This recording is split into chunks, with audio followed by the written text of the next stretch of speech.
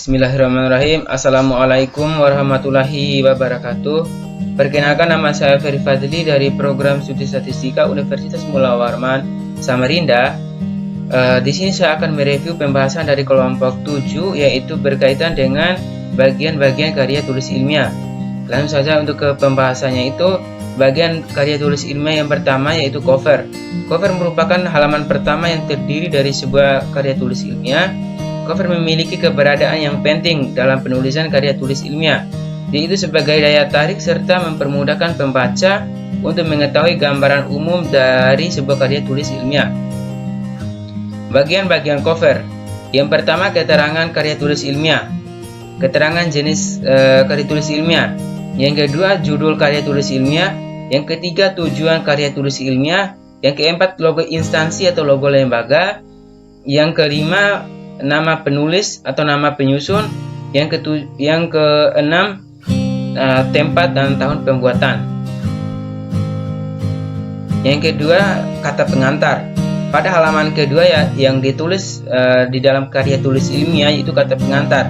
Kata pengantar berisi mengenai ucapan syukur kepada Tuhan Yang Maha Esa maupun ucapan terima kasih kepada rekan-rekan ataupun kepada lembaga-lembaga yang telah membantu dalam mempublikasikan ataupun membuat karya tulis ilmiah ini.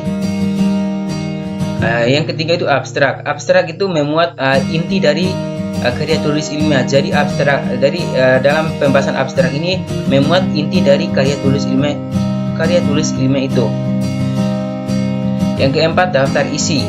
Daftar isi dimaksud untuk memberikan gambaran secara menyeluruh pada isi karya tulis ilmiah agar pembaca itu lebih mudah mencari apa yang ingin mereka cari dan lebih mudah untuk mencari halaman-halaman yang ingin mereka cari. Yang selanjutnya itu daftar tabel, atau yang keempat, daftar tabel.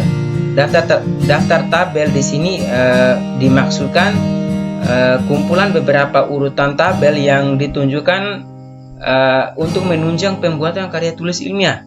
Jadi daftar tabel itu memuat sesuatu hal yang rinci yang berada di halaman tersendiri, terletak pada bab 1 dalam suatu penelitian yang memuat nomor tabel, judul tabel, dan halaman letak tabel.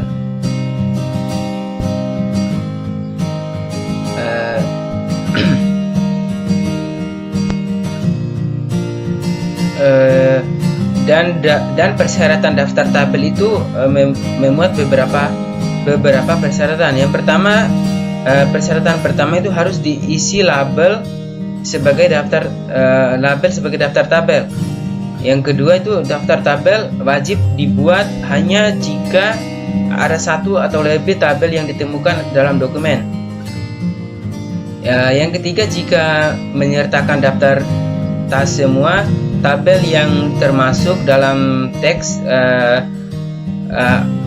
atau lampiran itu harus muncul dalam daftar tabel. Yang keempat itu memilih untuk menyertakan daftar tabel terkait oleh semua aturan atau informasi daftar dan harus menyertakan semua tabel yang ada. Yang kelima itu nomor halaman yang tercantum dalam daftar tabel harus cocok dengan nomor halaman seperti yang muncul pada teks. Yang keenam, tabel dan nomor untuk setiap label yang tercantum dalam daftar tabel harus sama persis dengan yang muncul dalam teks. Dan yang terakhir, label dianggap sebagai kalimat pertama setelah cocok didengarkan kata kemudian antara daftar tabel dalam teks. Satu, pendahuluan. Pendahuluan itu memuat 6 hal. Yang pertama, latar belakang masalah. Yang kedua, rumusan masalah. Yang ketiga, batasan masalah. Yang keempat, tujuan penelitian. yang kelima hipotesis, dan yang keenam manfaat penelitian. Landasan teori. Yang kedua itu landasan teori. Landasan teori itu memuat seperangkat definisi, konsep, serta proporsi yang setelah disusun rapi serta sistematis tentang variabel-variabel dalam penelitian. Landasan teori ini akan menjadi dasar yang kuat dalam sebuah penelitian yang akan dilakukan. Oleh karena itu, di dalam sebuah penelitian harus sebuah dasar teori baru yang valid dan solid. Yang ketiga, metode penelitian. Metode penelitian adalah langkah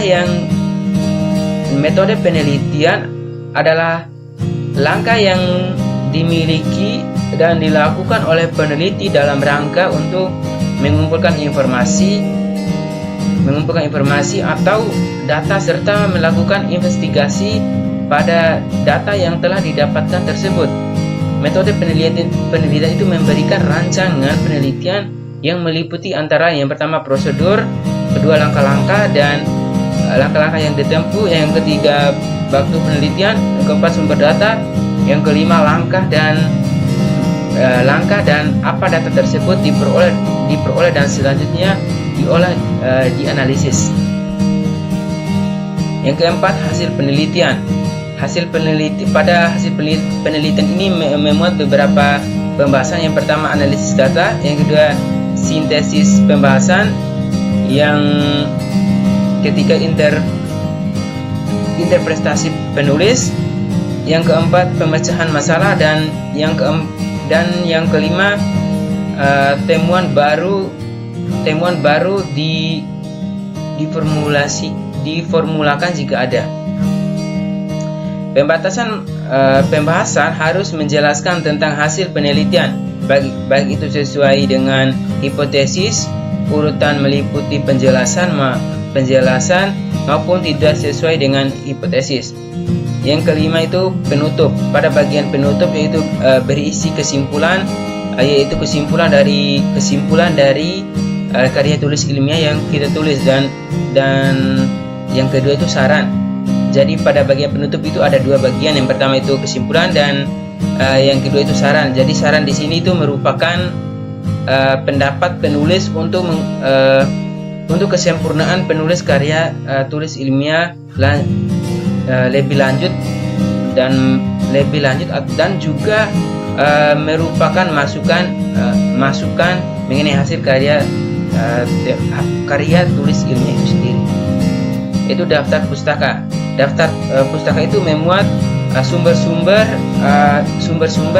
data yang menjadi sumber referensi untuk kita itu menulis karya tulis ilmiah. Jadi di daftar pustaka kita cantumkan sumber, kita cantumkan referensi yang kita ambil untuk menunjang penelitian kita ini. Yang terakhir itu lampiran. Lampiran itu merupakan bukti pendukung atau identik dengan atau identik otentik yang dilakukan saat penelitian. Misalnya itu angket penelitian, daftar pertanyaan wawancara, dan hasil wawancara. Baik, mungkin sekian dari apa yang bisa saya sampaikan. Lebih dan kurangnya saya mohon maaf. Apabila ada kesalahan kata, saya ucapkan banyak-banyak mohon maaf. Apabila ada kesalahan itu datangnya dari saya pribadi. Demikian, wassalamualaikum warahmatullahi wabarakatuh.